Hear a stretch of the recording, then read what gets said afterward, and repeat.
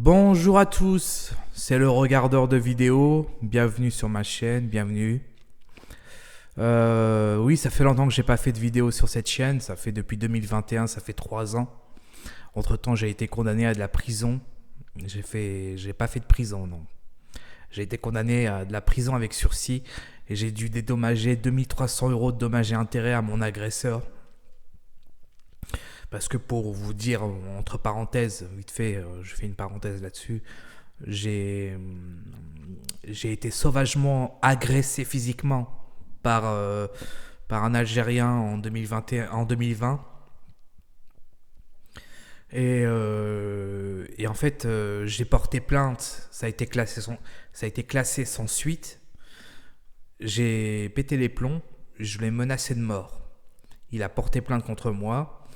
J'ai été traîné au tribunal, j'ai été condamné à 8 mois de prison avec sursis et 2300 € de dommages et intérêts à payer à mon agresseur.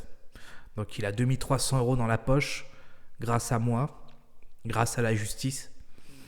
Et disons qu'il s'est passé beaucoup de choses entre temps. J'ai perdu ma copine. Elle n'est pas morte, ne vous en faites pas. C'est elle qui m'a quitté. Parce que j'ai sombré dans une dépression. Et elle n'en pouvait plus de me voir souffrir, ça la faisait souffrir également. Je la comprends parfaitement. Et du coup, elle m'a quitté. Du coup, là, je suis célibataire, j'ai grossi. Donc, je suis moins attrayant pour les femmes. Et donc, du coup, voilà. Bref, c'est pour ça que j'ai plus fait de vidéos depuis longtemps. Aujourd'hui, je reprends les vidéos. Et là, je suis sur Twitter, sur X, mais je ne comprends pas pourquoi on a appelé ce site, je ne comprends pas pourquoi Elon Musk a renommé ce site X plutôt que Twitter. Twitter, c'était très très bien, il y avait une signification derrière, c'était un oiseau qui tweetait, qui faisait des cuicui, qui disait quelques trucs. C'était bien, c'était parfait, mais je ne comprends pas pourquoi, voilà, c'est comme ça. Là, je suis sur un post de Julien Rochdy qui dit oui, c'est catastrophique et cette trend qui consiste à faire du faux playback sur toutes les chansons les plus pourries du monde avec de vieux jeux de mains et expressions faciales débiles. Il faudrait supprimer TikTok rien que pour ne plus jamais voir ça. Alors pourquoi il dit ça? Parce que il y a la fille de Nicolas Sarkozy, Giulia Sarkozy, la fille de Nicolas Sarkozy, de Carla Bruni, qui a aujourd'hui 13 ans, ou 14 ans, je ne sais plus. Ouais, elle a 13 ans. Et qui fait des vidéos sur TikTok. Alors, c'est de son âge. Même si moi, personnellement, j'offrirai pas de téléphone portable à mes enfants tant qu'ils n'auront pas 16 ans. Voilà. Pour moi, je trouve que les smartphones, c'est vraiment un truc qui abrutit vraiment les jeunes. Ils vont pas forcément ils vont pas sur Kindle pour pouvoir lire des livres, de la littérature, comme ce magnifique livre que je tiens entre les mains, La montagne magique de Thomas Mann. Putain, c'est un Allemand. Ils vont pas sur Kindle pour pouvoir lire, pour pouvoir se nourrir de la littérature française ou autre, étrangère, allemande, grecque, ce que vous voulez. Ils vont sur TikTok pour faire des playbacks ridicules sur des chansons de merde, des chansons qui vous assassinent les tympans. Et on va regarder cette vidéo vite fait. Mais après, c'est juste une petite parenthèse. Parce que j'ai pas spécialement envie de m'attarder sur elle.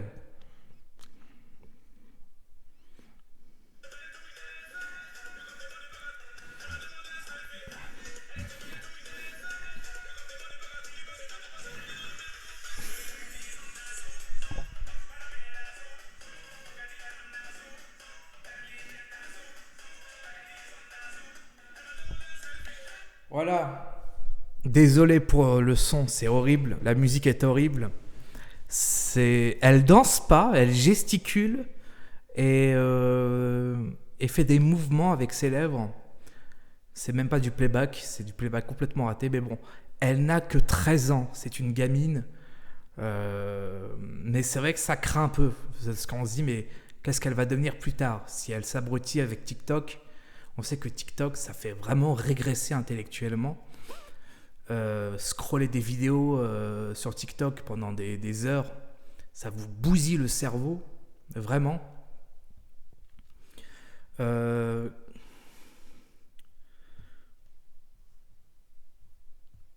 Que dit le lapin du futur à propos d'elle? Elle a 13 ans, toutes ses vidéos sont comme ça, c'est un enfer.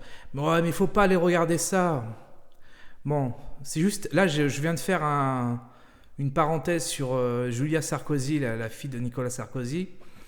Mais c'est une gamine, qu'est-ce que vous voulez? Peut-être elle ouvrira un OnlyFans quand elle sera adulte, je sais pas.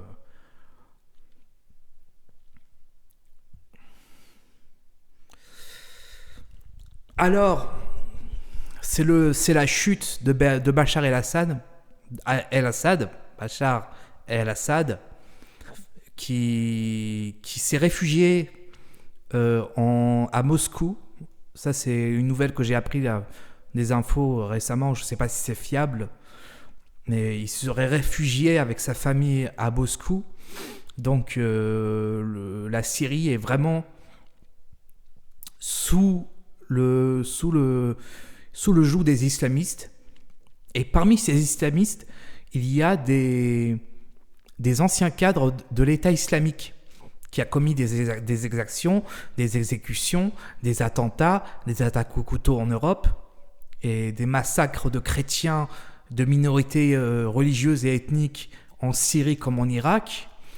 Et c'est eux qui ont pris le pouvoir. Voilà. Donc tout va bien. Le chef de ceux qui viennent de renverser Bachar fut un compagnon de route de l'attentat au Bataclan et le gouvernement français le soutient. Quand cet Occident de la honte va tomber, je fêterai ça pendant des semaines. Je ne veux pas que l'Occident tombe. Je ne veux pas que... Mais si c'est pour... Si ce qu'elle voulait dire, c'est en gros que les autorités qui nous gouvernent tombent un jour, ça, ce serait une merveilleuse chose. Mais que l'Occident sombre complètement, qu'il soit soumis à l'islamisme radical, que la France devienne un jour un pays islamique, parce que la majorité, avec la croissance démographique des populations musulmanes, qu'elles soient maghrébines, subsahariennes, que sais-je, si en 2100, 2150, la majorité de la population en France sera musulmane, rien n'empêchera ce peuple de mettre au pouvoir un islamiste qui imposera la charia en France. Et ça, c'est une chose qui me fait cauchemarder complètement. J'en ai des sueurs rien que d'en parler. Et donc ça, c'est quelque chose que je ne souhaite pas.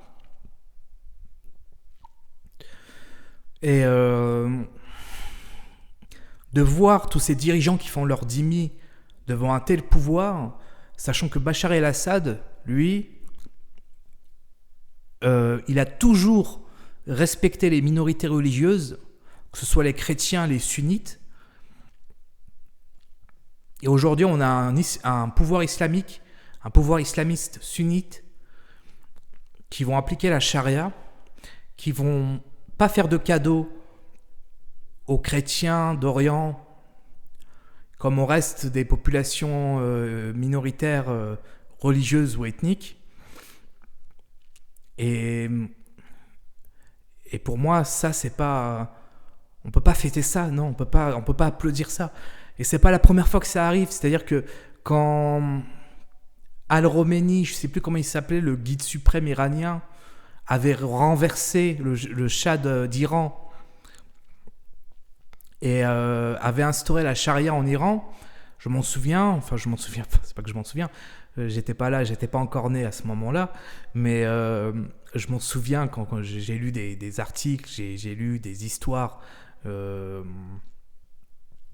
lu la biographie de Al-Khomeini Et en fait, je me suis aperçu que les médias français soutenaient, les médias français ainsi que le pouvoir en place à l'époque avaient soutenu les islamistes lors de leur prise de pouvoir en Iran, durant la révolution islamique. C'est même là en fait, il faut savoir que les islamistes en Iran avaient créé une alliance avec les communistes. Et lorsque les islamistes sont arrivés au pouvoir, ils ont exterminé tous les communistes avec qui pourtant ils étaient alliés. C'est un peu ce qui se passe avec l'islamo-gauchisme actuel en France. C'est qu'il y a des islamistes qui s'allient avec des mouvements des partis de gauche.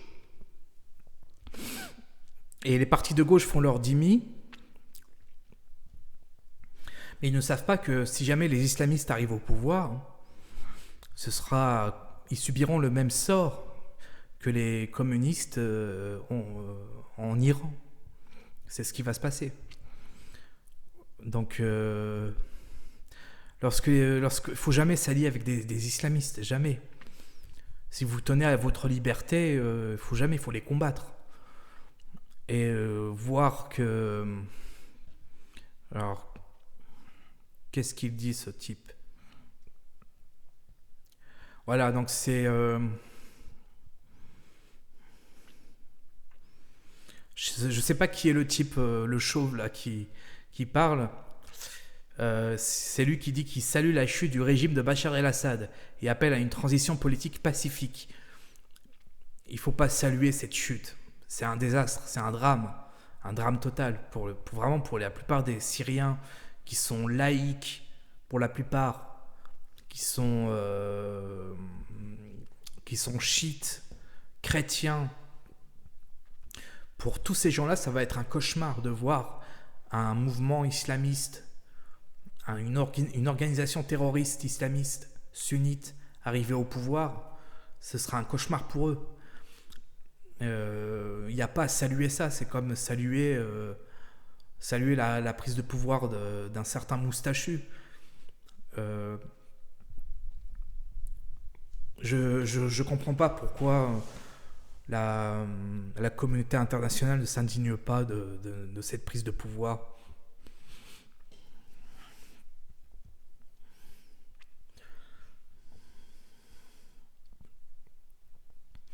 Il y a ce tweet de Petit Paris, Pascal Flagnou, qui dit un truc vraiment pertinent. Les USA ont soutenu Ben Laden, et ça c'était vrai durant l'ère communiste, pendant la guerre froide.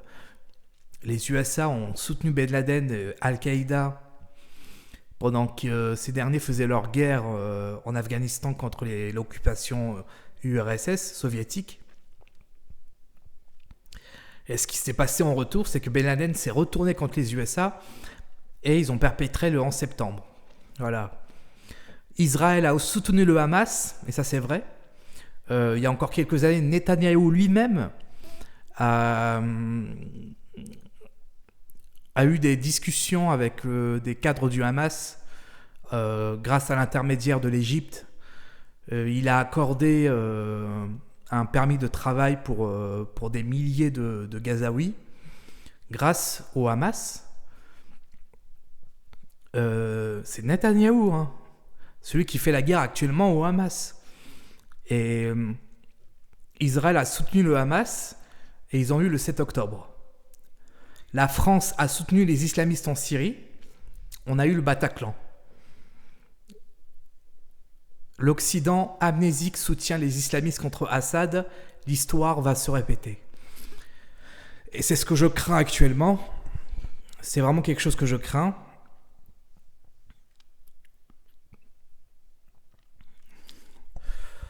On a vraiment la mémoire courte. Donc dites-moi ce que vous en pensez. Moi, personnellement, ça me glace le sang de voir cette amnésie collective. Moi, j'oublie pas. Lui n'oublie pas. Je pense que beaucoup de gens ne l'oublieront jamais. Je sais pas quoi dire. Je sais pas, je suis dégoûté. Je suis complètement dégoûté. Euh, je pense qu'il n'y a rien à dire là-dessus, à part que c'est dégoûtant. Voilà. Donc voilà, la vidéo est terminée. Je vous souhaite une bonne journée. Passez une bonne journée. Je vous dis à très vite pour de prochaines vidéos. C'était le regardeur de vidéos. Portez-vous bien. Salut. Amour sur vous.